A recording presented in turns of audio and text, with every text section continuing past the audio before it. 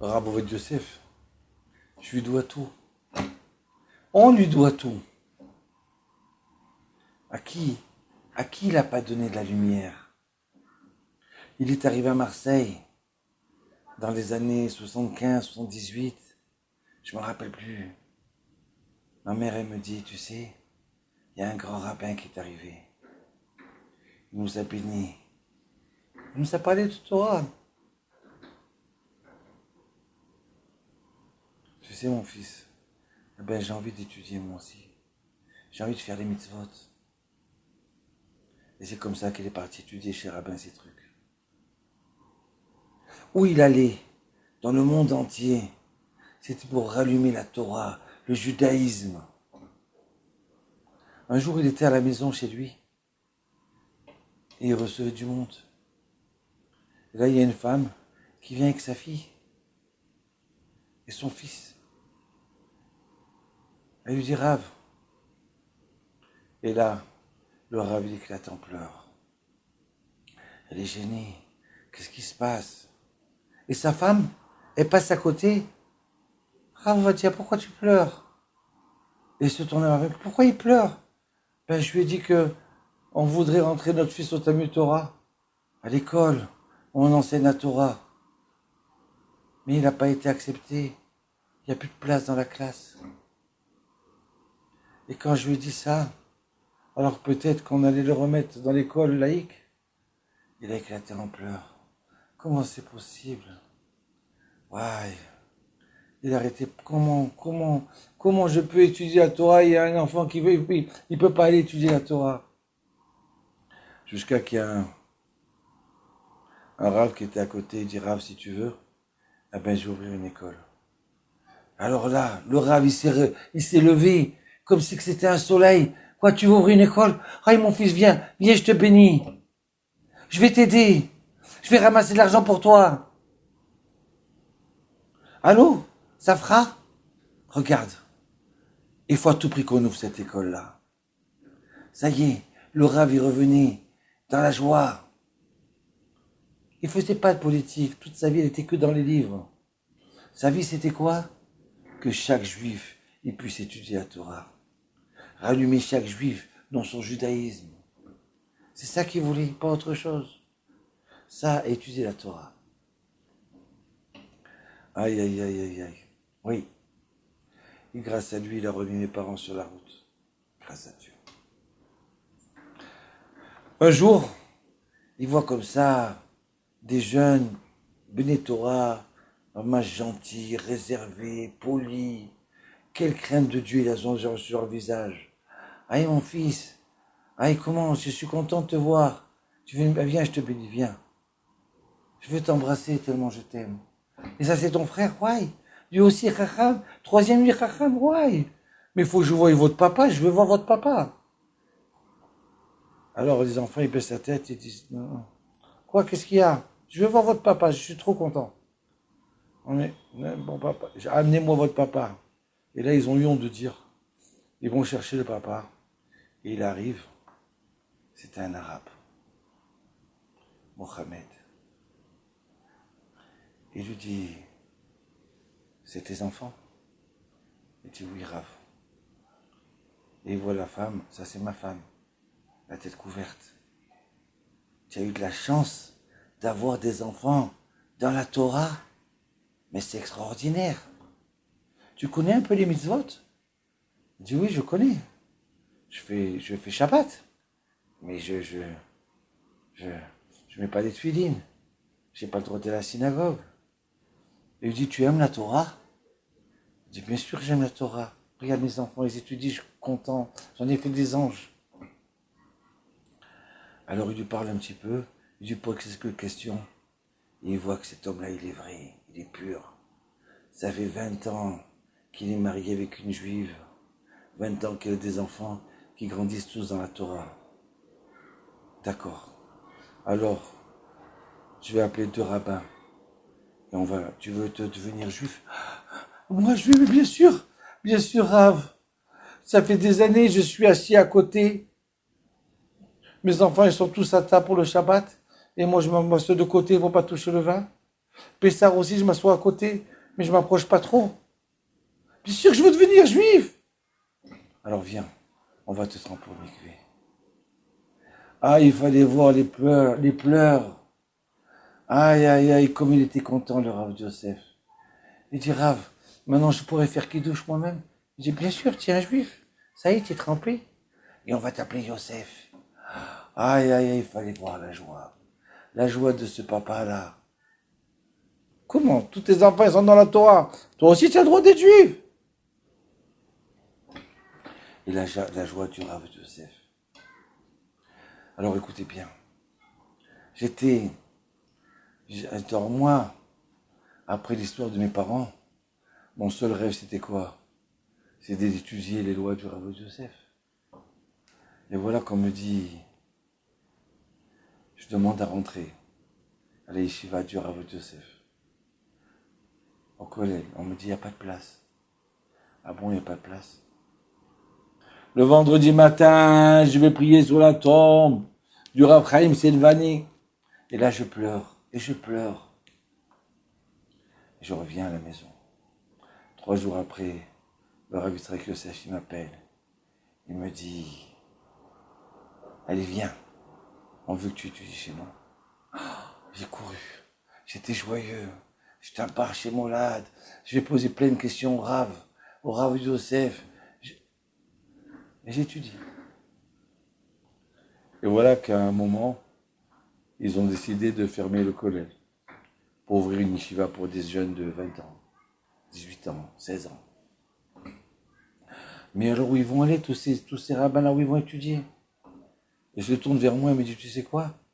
Ah, toi, tu es français. Ah, toi, tu vas ouvrir toi un Beth Midrash. Moi, je vois un Beth Midrash, mais j'ai 34 ans. Tout ceci, je sais étudier, je sais pas ramasser, je sais pas parler. Non, non, non, pas question.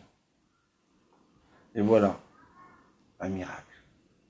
3 jours après, le Rav Yosef, il vient étudier dans le Beth Midrash. Il rentre dans sa chambre. Et là, 2 élèves me prennent à droite, à gauche. Il me faut rentrer. Alors là, je commence à balbutier. Je voulais plein de questions à lui poser, mais on arrive devant la lumière d'Israël, le prince d'Israël, la Torah d'Israël. J'ai tout oublié. Il dit, oui, qu'est-ce que tu veux, mon fils? Je ne sais pas quoi dire. Je suis congelé. Tellement je suis joyeux d'être à côté de lui. Et là, j'ai un ami à moi, il dit, Rav, voilà, on veut qu'il ouvre un Beth Midrash. Et lui, il dit qu'il ne sait pas faire, qu'il ne connaît pas, il ne peut pas faire. Et là, le Rav Yosef, il me prend la main. Il me prend la main et il me dit, il me caresse la main. Il me dit, c'est Tigdal, mon fils. Quand il a dit Penny, mon fils, j'étais l'homme le plus heureux au monde. Que tu grandisses, il me disait. Que tu grandisses, que tu grandisses, que tu grandisses, que tu grandisses, que tu grandisses. Il a dû le dire au moins 10 fois. Et là, et après, il me met sa main sur mon visage, il me caresse. Il me dit, vas-y, mon fils. Allez, vas-y. Vas-y, mon fils. Réussis bien. Je sors de là-bas, comme si j'étais hypnotisé. Un robot. Je ne sais plus ce qui m'arrive. Mais ça y est. Il y a une nouvelle vie qui va commencer. Pour moi, pour mes habits. Et là, j'ouvre le Beth Midrash. L'argent est tombé du ciel. Je ne sais plus quoi faire. Les Bichas d'Hachem. On parle de 93. 1993. Depuis, 27 ans ils sont passés. Et grâce au Rav Yosef, on a ouvert un Beth Midrash. Grâce à lui, grâce à Hachem. On a ouvert une école de 350 élèves. Une autre école à Roma, Et là maintenant, on rentre dans la nouvelle synagogue. Aïe, aïe, aïe. Cette bracha que tu m'as donnée, Rav Yosef, que tu grandis, jusqu'à maintenant, j'en ressens. Le Rav Yosef, mais il aimait tout Israël. Des juifs, des non-juifs, des religieux, pas des religieux. Aïe, aïe, aïe. Je me rappelle quand il est arrivé à Paris, avec le rabbin ces trucs. Ils sont venus le chercher en moto, en voiture, encore une escorte de moto, de motards, de police. Ce cavode-là, il a demandé au rabbin ces trucs, il a dit, regarde, voilà, rentre dans... Hein, je voudrais encore une chose, quoi, Rav, qu'est-ce que tu veux? Je veux bénir les policiers qui m'ont accompagné. Alors le rabbin ces trucs, il voulait lui dire, mais ça se fait pas, il n'y a pas besoin, c'est leur travail. Et puis d'un seul coup, il dit, oui, tu as raison, Rav. Ils font venir chaque policier. Et voilà qu'il est béni. Il fallait voir la joie des policiers, de ces non-juifs-là. Comment tu as pensé à nous? Nous, on est tout petits. Nous, c'est notre travail. Et tu cherches à nous remercier, à nous bénir? Aïe. C'était le papa de tout le peuple d'Israël. J'ai un ami à moi, à Marseille, il m'a dit, tu sais, on a perdu un fils. Que Dieu nous en préserve. Et on nous a consolés, toute Marseille, ils sont venus pour m'aider, me consoler. C'était malheureusement merveilleux, cette union dans le peuple d'Israël. Mais moi, j'avais encore une pierre énorme. Ça passait pas. Et voilà qu'on m'annonce que le Rav Yosef est à Marseille, qui veut nous voir. Nous voir? Oui, il veut vous voir. Alors je me présente, moi et ma femme, et on rentre dans la pièce. Et on s'assoit. Je m'assois à côté du Rav Yosef. On avait raconté la catastrophe au Rav Yosef. Et à ce moment-là, il éclate en pleurs. Et il pleure, et il pleure, et il pleure pendant 10 minutes. Et nous aussi, on s'est mis à pleurer. Au bout de 10 minutes, il a dit, mes enfants, courage, je vous bénis, ça va aller bien. Je te dis la vérité, là j'ai reçu ma consolation. Là j'ai senti quelqu'un qui participait à ma douleur. Il n'a pas eu besoin de parler. Ses larmes, elles sont rentrées dans mon cœur. Elles ont effacé ma douleur. Il était avec moi. Il a pleuré comme si il avait perdu un fils.